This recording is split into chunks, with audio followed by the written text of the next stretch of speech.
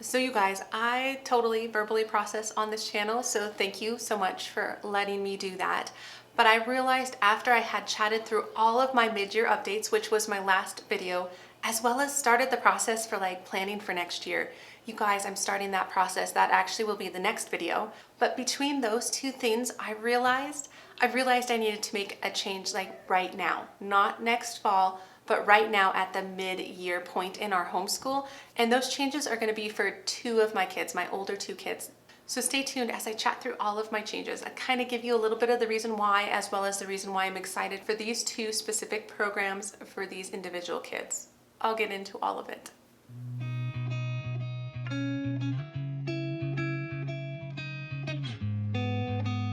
So hi, my name is Angie. Welcome to the channel if you're new, all the things. Let's just hop in. Let's hop into what feels like it might be kind of out of left field, but honestly, it's not necessarily because of two main things I have realized over this past fall semester. One, and probably the biggest, and I'm not sure why it took me so long to get to this spot, is I realized my kids are different.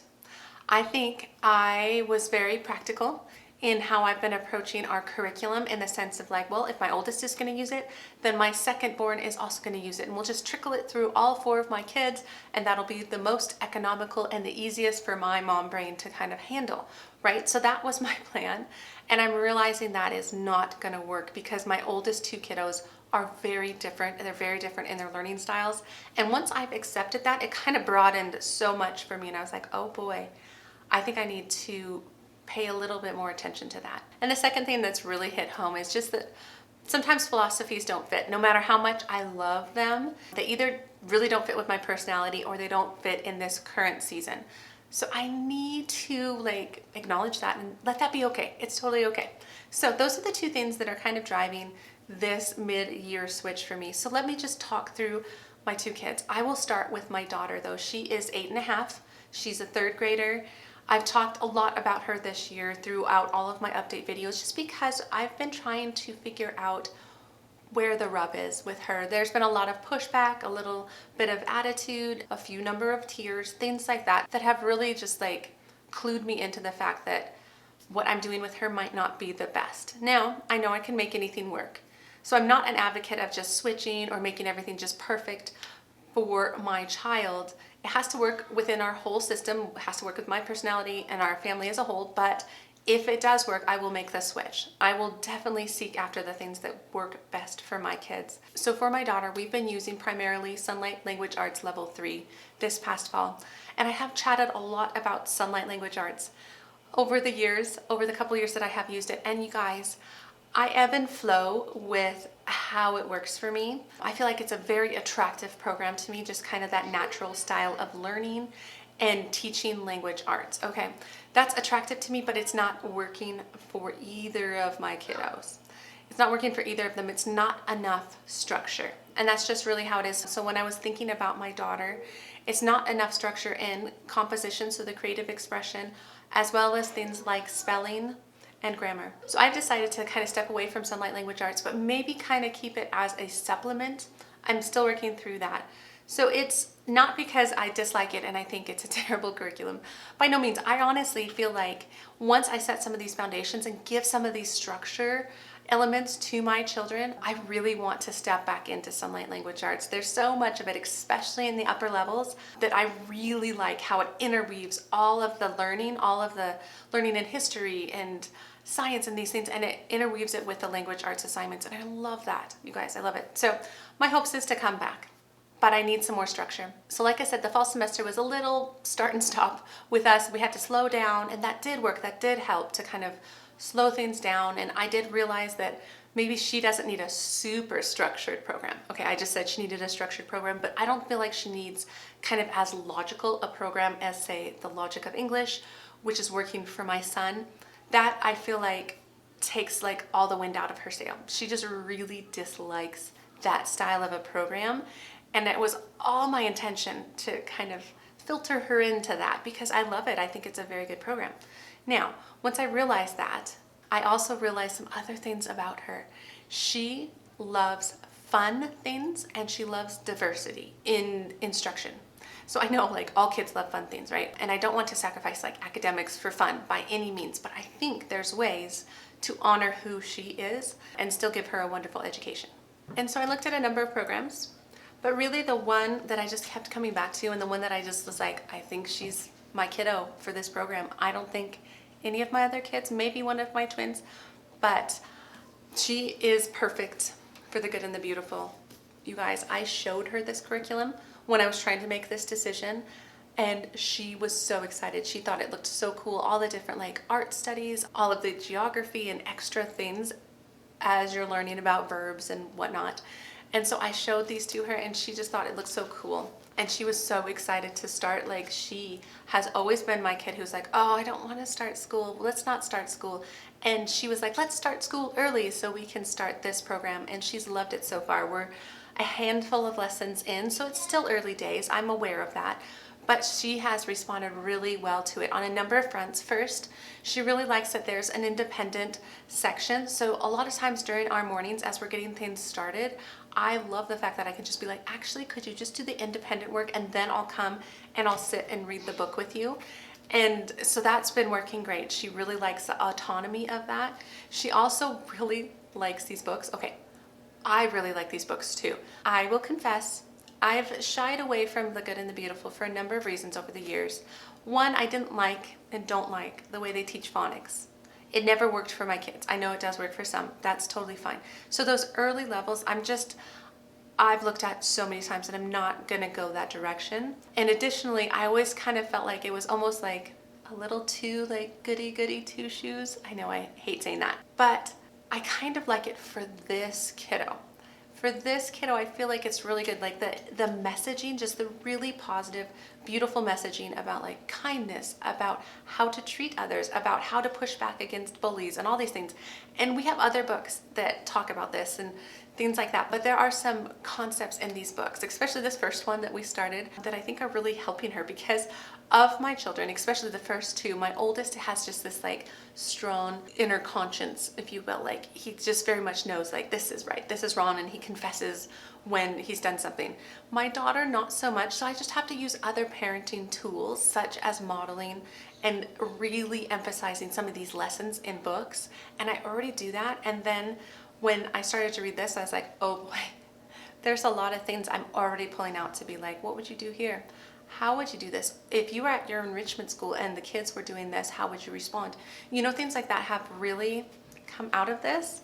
And so I take it all back, or at least I take it back right now. And I'm really liking it so far. So yeah, obviously we picked up level 3, which I maybe didn't show you that, but the level 3 workbook, and there's so many reviews on this curriculum on the internet, so I'm not gonna add to it. I will obviously keep you updated in my monthly updates as to how this is going, how she is responding to all the different parts, mainly like the grammar, as well as the spelling and the stories and things like that. Now, the last thing I had to think about when I was thinking about making this change is, should I do it now or should I wait for fall? Because honestly, fall is an option, but with her, there was a couple things driving my immediacy. One, I like either starting a curriculum at the beginning of the year or at like 18 weeks. I like kind of how that lines up for planning and how it works out.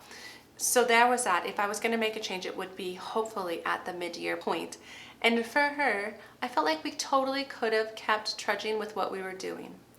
But I thought this would be kind of a boost for her in confidence and just like an excitement of having her own thing. She's always been second born. She's always been under my son. And I think those things have really helped her. The second thing that I really like is for her, she's always been on the younger end of like 3rd grade. Like I always feel like she's straddling those 2 grades because she's a summer birthday and I put her in when she was younger. And I regret that sometimes. And so when I'm starting her at level 3, midway through her 3rd grade year, that's actually exactly where she is. I feel like she flips over skill-wise more around January versus like August. It's kind of one of those things that's like, this is the right decision.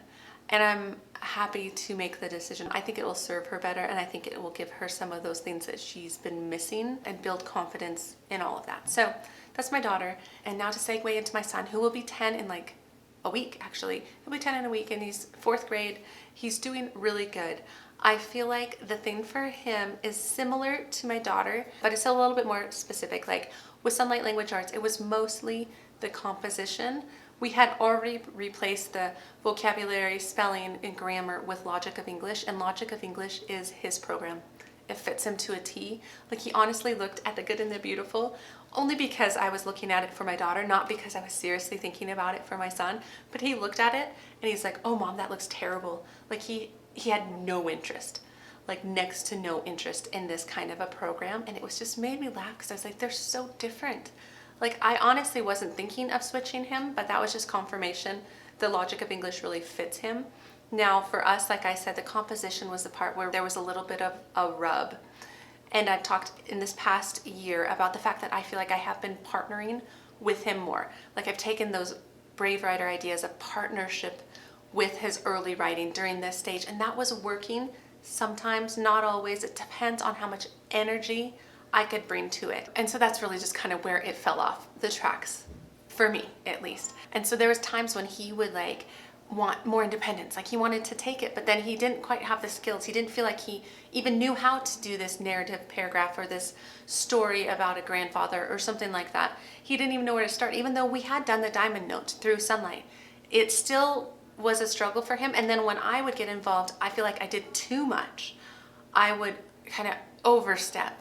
And so we weren't doing it very well together, even though I feel like there was some beautiful moments. There was some times when it did work and then it worked beautifully, but he was the one that was talking to me about the fact that this isn't working for him. He wants to learn how to write better, and he doesn't feel like what we're doing is working, and he doesn't like it. He wants more structure.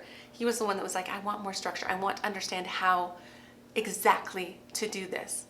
And so that means I need to switch up his writing program. Now, do I need to do that this year or at this midway point? I decided no. And the main reason is I want to research a lot of different programs more. As opposed to my daughter, where I just knew this program was like made for her. She's the kind of kid that would just really excel at it.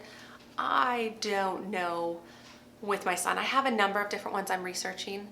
I'll chat more about it in next week's video when I do kind of a brain dump planning. And so please come back for that, especially if you have some experience in this, like 4th, 5th grade writing, please come back. I'm gonna chat more about that. But I decided we're gonna make a switch, but it's gonna be next fall. And next fall is just fine. 5th grade is just fine to do what I want. Like it's not like he hasn't had any exposure to writing or composition. He's had a lot of exposure and he really does enjoy it. Like for instance, he's my kid who will like draw comic books and write them out. He'll come up and he'll check all the words with me before he puts the words in the little bubbles. So he still has a lot of positivity around his writing, and I think that's exactly where I want him to be. And so my plan for then, what am I going to do in this next 18 weeks or this spring semester, is a couple things. I'm going to keep Sonlight Language Arts Level 4, but I think I'm going to treat it more as our supplement program. And I'm just going to use what we have, and what I have that I think will be a good kind of stopping point between now and the fall with more structured writing program that I pick.